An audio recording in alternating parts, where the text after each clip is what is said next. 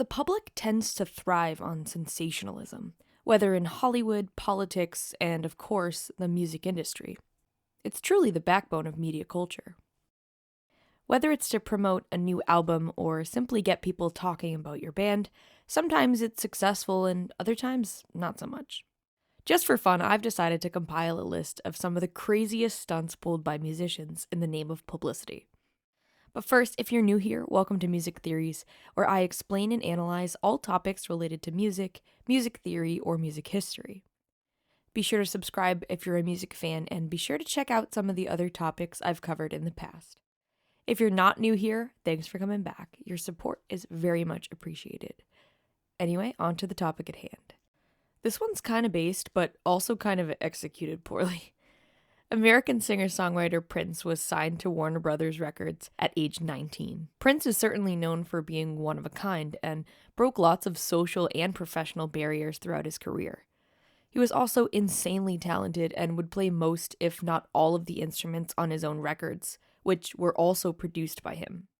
By the 1990s, Prince was getting fed up with the control that his label was exercising, for multiple reasons. But the biggest being that he wasn't allowed to publish music at his own pace. He wanted to release them as soon as they were finished, and if you know anything about Prince, you'll know his work was finished fast.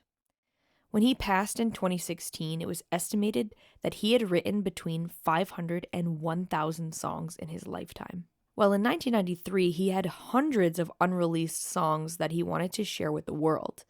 However, the label believed he would be saturating the market and sabotaging the demand for his own music. So, as an act of rebellion, Prince formally changed his stage name to an unpronounced symbol that has not been identified. This way, he wasn't under any publishing contracts with Warner, who had trademarked his name.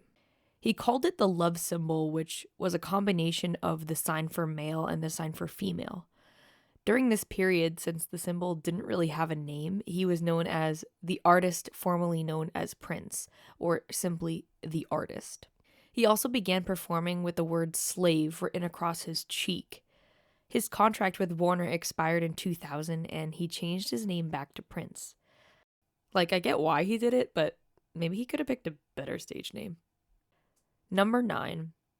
If you're around in the iTunes days, you'll remember this one well. In 2014, Apple hosted an event to announce the release of the iPhone 6. At this event, Apple CEO Tim Cook invited U2 to come perform one of their unreleased songs from their upcoming album, Songs of Innocence. After the performance, U2 and Cook went on to banter about the release of the album and whatnot, and then in that moment announced that the album would be available to every single one of the 500 million iTunes users at the time, for free. It sounds pretty cool, I guess, except it wasn't at all. It was automatically added to every single iTunes user's library, which for a lot of people was also automatically uploaded to their devices without consent. And most people were completely unaware that Apple had done this. So they were confused, concerned, annoyed that there was a new album purchase that they hadn't made. On top of that, the album couldn't be removed from people's libraries. So Apple was getting floods of calls demanding that they manually pull it from the user's purchases, to which they responded that they couldn't because it was a gift included with every device. They had to add a feature to iTunes just so people could delete the album themselves and stop calling them. U2 received a lot of backlash from this, clearly, but from musicians as well, who felt that U2 was pushing the narrative that music should be free at a time when piracy was a huge controversy. However, Bono insisted that he doesn't believe in free music, and that music is a sacrament. He explained this rather as a gift from Apple, since they supposedly paid U2 to release the album in such a way. Number 8. Country singer Garth Brooks is one of the world's all-time best-selling artists. In the 90s, he received the American Music Award for Best 90s Artist and the Best-Selling Solo Album Artist of the Century from the RIAA, second only to the Beatles for the most total album sales, even now. However, in 1999, Garth apparently was tired of the wild success he was achieving and created an alter ego named Chris Gaines, who was an Australian rock star. This was so he could explore other realms of music outside of country. Of course, Garth Brooks wasn't the first artist to create an alter ego for the sake of a concept album. However, this was more than a concept album. He released an album under this name called Garth Brooks in the Life of Chris Gaines. This album was solely intended to create buzz for an upcoming movie that the character Chris Gaines was written for. It was called The Lamb. They went so far as to make a mockumentary on VH1's Behind the Music on Gaines, and he was featured as a guest on Saturday Night Live. The character and his backstory was developed by Brooks himself. However, the album reception was mediocre. Fans were really confused about the alter ego more than anything, and the movie was essentially scrapped because of the lack of hype surrounding the album. So by 2001, the character just sort of dissipated altogether. I don't know, I just find this one to be super bizarre, but I'll give him credit for trying something out of the box. Number 7. Michael Jackson needs no introduction as an international pop icon. In 1995, Sony was preparing to release his upcoming album, History, and were brainstorming some ideas for promotional campaigns. When they asked Michael for input, he said, "Build a statue of me."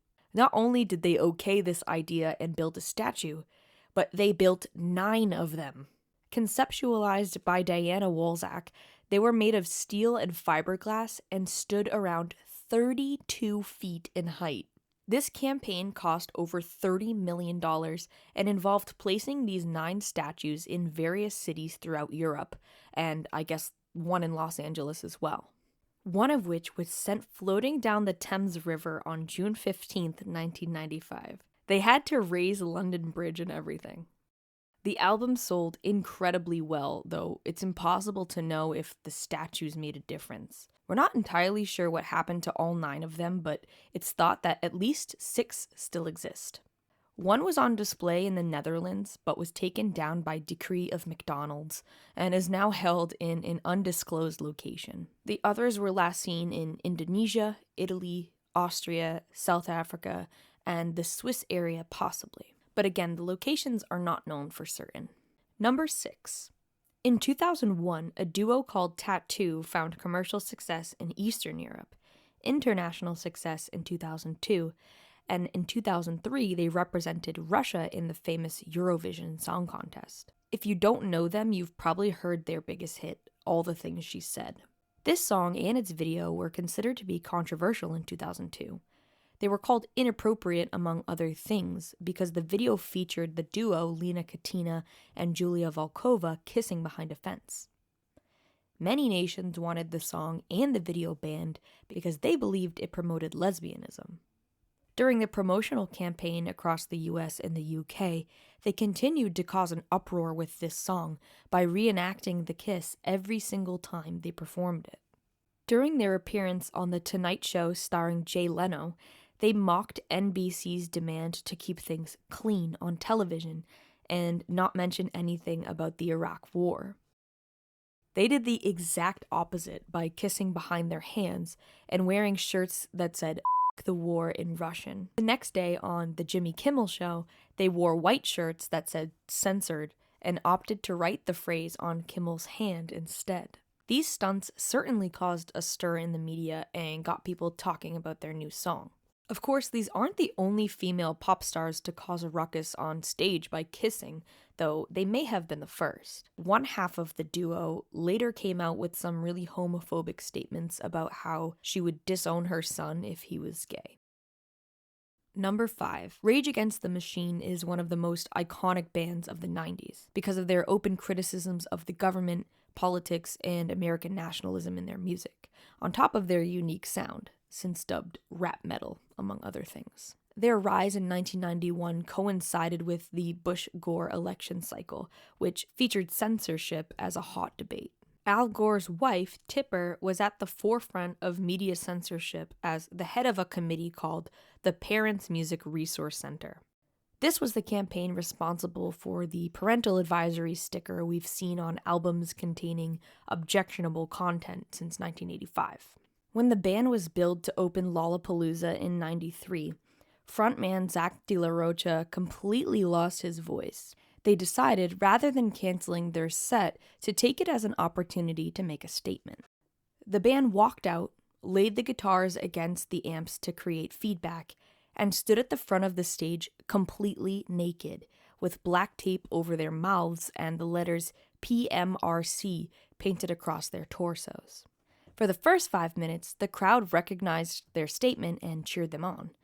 However, they quickly turned on rage when they realized that there would be no music. They began to throw bottles and coins and anything else they had on them for almost 10 minutes before the police arrived and escorted the four men off stage. They did return to Philadelphia that same year to play a free show for fans who were really hoping to hear them play at Lollapalooza. This is only one of Rage Against the Machine's radical protests, which I guess I wouldn't really call a publicity stunt since it wasn't intended to sell albums, but it certainly got people talking nonetheless. Number 4. The KLF are an electronic band that formed in London in 1987, made up of King Boy D and Rockman Rock. They've operated under many different names and have had many hits under their own record label, KLF Communications. The members of KLF fell heavily into the ideology of anarchism, libertarian Marxism, and the concept of the Illuminati. Their beliefs would manifest as radical acts of defiance, such as defacing billboard ads, posting their own enigmatic ads through mainstream media, and performing in an avant-garde way on the British TV program Top of the Pops. They're, in a lot of ways, the ultimate trolls of the music industry, but in a more real sense, they genuinely believed in the ideas they were pushing. Their acts of rebellion were more than just statements, they were genuine efforts to influence revolution. They too have a list of stunts they've pulled, but their exit stunt was extreme.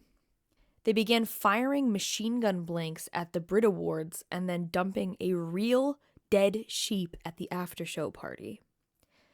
Following that after-party, they announced their departure from music and removed their entire back catalog. Following this stunt, they established the K Foundation, which served as an effort to enact real change by creating an alternative art world. They even held the Alternative Art Award in 1994, where they recognized the worst artist of the year. But the craziest stunt they pulled was when they took all of the leftover earnings they'd made as KLF, which was around £1 million, to a boathouse off the coast of Scotland, and they burned it. They set it on fire. They had a friend, Gimpo, film the entire thing and 1 year later released it as a documentary called Watch the K Foundation Burn £1 Million. One single observer was there to write an article on the event named Jim Reed. He recalls that the initial reaction was guilt and shock, but that it quickly turned to boredom when the pile took close to 2 hours to burn up. As it turns out, the two were regretful of burning the cash, mostly because they weren't entirely sure why they did it or what it realistically could have changed or accomplished, but also because they later had children and weren't quite sure how to explain that to them. Many were confused about this choice that they made, mostly because if they didn't want the money, they could have at least donated it to a good cause. This next one's a classic, well-known stunt, but still crazy. Lady Gaga is a pop sensation who blasted onto the scene in 2008 with her songs Just Dance and Poker Face, a debut which earned her world's best-selling single in 2009. Lady Gaga herself is a statement. Even from her debut, she's been adorned in eccentric, futuristic, and assertive costumes that made her a household name. So when she was nominated for a record-breaking 13 awards at the MTV Video Music Awards in 2010, the public was looking forward to seeing what she would wear on the carpet. Much to literally everybody's surprise, she showed up in a dress made of actual raw beef. To be fair, Gaga actually initially showed up in an Alexander McQueen dress and then changed into a Giorgio Armani fit. It wasn't until she took the stage to accept her award for Video of the Year that she was seen wearing her meat dress, which she would continue to wear for the rest of the night and the after parties to follow. The designer of the dress clearly didn't see it as a political statement in any way, and nothing other than an iconic fashion statement. He got the flank steak from his family butcher and stitched Gaga into the dress backstage before she went on. However, it was more or less the brainchild of House of Gaga. The pop star actually wore a meat bikini on the Japan cover of Vogue literally days before, but it's unclear to me whether or not the designer also made the bikini. The funny thing about this stunt is the way the media sort of tried to analyze Lady Gaga's fashion choice and created statements for her. Many claimed it was a feminist statement, anti-fashion, anti-vegan, anti-meat, etc. Even though when questioned by Ellen DeGeneres about her fashion choice, she outright said that she thought of it as a stand against the don't ask, don't tell policy in the US military. She even walked the red carpet with gay veterans as her guests. Well, it's certainly no disrespect to anyone that's vegan or vegetarian. I, as you know, am the most judgment-free human being on the earth. However, it has many interpretations, but for me this evening, it's as if we don't stand up for what we believe in, if we don't fight for our rights, pretty soon we're going to have as much rights as the meat on our bones. Obviously, the reception was all over the place. PETA condemned it, and other people said it was the fashion statement of the year. It was immediately preserved and put into the Rock and Roll Hall of Fame, though it doesn't quite look the same due to the material. It's still held there today. Number 2. Gang of Four are an English post-punk band that formed in the 1970s. They're still active today, but have gone through phases of different sounds and different lineups, breaking up and reforming over and over again. When the group reunited yet again in 2004, they spent 6 years touring and playing their greatest hits, but they hadn't written and released new music since 1995. So in 2010, they decided to independently fund a new album by running a crowdfunding campaign. On the higher end, you could purchase things like a helicopter ride with the band, for member Andy McGill to remix fan tracks, or a rare cassette of their first gig ever that came in a Walkman decorated by members of the band. For £10, you could pre-purchase the album, or for £45, you could purchase a limited edition box set that included lots of goodies on top of the new album, which was signed and numbered by the band. It included things like an art booklet, a book of drawings, a scratch and sniff book, a lyric booklet, and vials of the band members' blood. Yeah, vials of the band members' blood. What the f***? Whose idea was that? I guess they also thought that was normal and had nothing more to say on the matter. They went on to release the album Content on January 24th, 2011. Alright, we're getting down to the wire here, so I wanted to throw in an honorable mention. And that's the Red Hot Chili Pepper sock stunt. They actually did this very early on in their career, a few months after forming in 1983. They performed at a seedy strip club in LA called the Kit Kat Club, and Anthony Kiedis decided it would be funny to perform with just a single sock covering their junk and nothing else. This worked out well for them, and they began to gain notoriety around the LA scene, and clubs began booking them only if they'd perform with their sock attire. The band initially intended for this to be a criticism of the punk scene in California at the time, which was heavily inclusive and misogynistic. However, bassist Flea later said that the statement would mean that a large number of people wouldn't take them seriously as artists, and that bothered him a little bit. Number 1. Lastly, in 2012, pop star Rihanna was preparing to release her 7th studio album, Unapologetic. This is the collection that would include the massive hits Diamonds and Stay. Rihanna's team had thought up a promotional campaign in which the singer would embark on a tour where she performed 7 different cities in 7 days, flown by a Boeing 777 jet. The tour would host an elite group of superfans, as well as 150 journalists that would represent 82 different countries, and the entire event would be filmed by a crew for a documentary. Sounds like a cool idea in theory, but logistically it was a nightmare. The passengers reported long hours sitting in one spot, typically runways or buses where they didn't have access to food or restrooms, water, proper places to sleep, or the internet to publish the articles that they were there to write. On one of the days, they apparently spent hours waiting for Rihanna to finish lingerie shopping in Paris. After 36 hours without sleep, there was even a riot on the plane between Berlin and London. But the footage of these conditions and even the riot was cut out of the documentary for obvious reasons. Supposedly, the passengers invited to attend barely saw Rihanna at all. She said that she was resting between shows, which is understandable, but she later said she was completely unaware of the conditions on the tour, nor the mutiny that nearly occurred.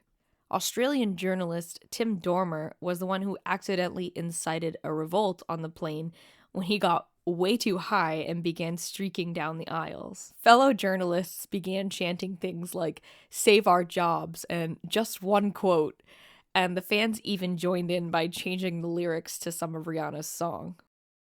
They jokingly began to call it the 666 tour and even printed out a missing flyer of Rihanna, since she was nowhere to be found on the tour. Journalist Emily Zemler, who was reporting for MySpace at the time, compared it to the Stanford prison experiment and said the entire experience felt like she was being taken hostage, with a mixture of camaraderie through survival and maybe a bit of Stockholm syndrome.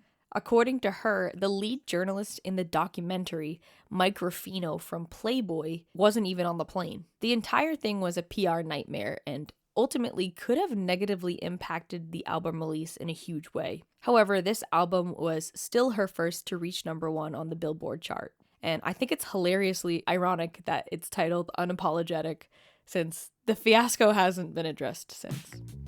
Alright, that was a fun one, but that's all for now. If you know of any other crazy stunts like this, let me know in the comments. Make sure you check out some of my other videos as well if you haven't already, and like and subscribe. Thanks for watching.